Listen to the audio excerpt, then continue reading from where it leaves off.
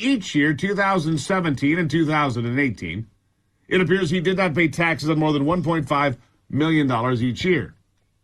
The deal appears to violate the so-called Ashcroft memo that requires the Department of Justice to charge the highest provable offense, and more importantly, to seek consistent sentences brought by the DOJ. And that means these charges and the subsequent plea deal is an absolute joke and a slap in the face to ordinary Americans like Kodak Black.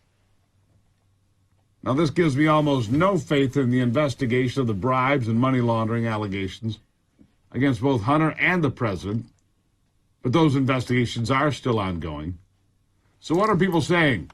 Well, on the left, morons and hacks like Joe Scarborough and company at MSNBC are crowing that Hunter got a fair deal, and Republicans are just whiners and complainers when it comes to this sort of thing.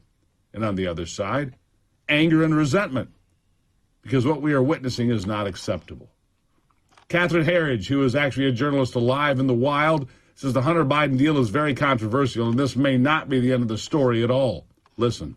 I can tell you, having covered this for several years now, that this is likely to be a very controversial plea agreement, especially with Republicans on Capitol Hill. Over the last few years, not only in the House but in the Senate, their investigators have raised very serious questions about these business deals with Chinese nationals, as well as this Ukraine energy firm, Burisma. And then more recently, we've had whistleblowers come forward. An IRS whistleblower spoke on the record with CBS News, as well as whistleblowers from the Justice Department have gone to Capitol Hill complaining that this investigation has been slow-walked and that standard investigative procedures have not been followed. So this may just be the beginning of the story in many respects.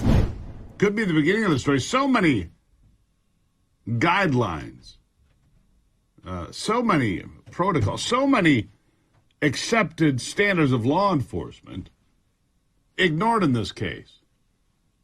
It's a damn good thing that Hunter is not a Trump-supporting grandma with cancer, because if he was and walked into the Capitol to snap a couple of pictures, well, you know, like a 69-year-old woman and drug counselor convicted of a trespassing misdemeanor for being around on January the 6th, who got 4 months in prison.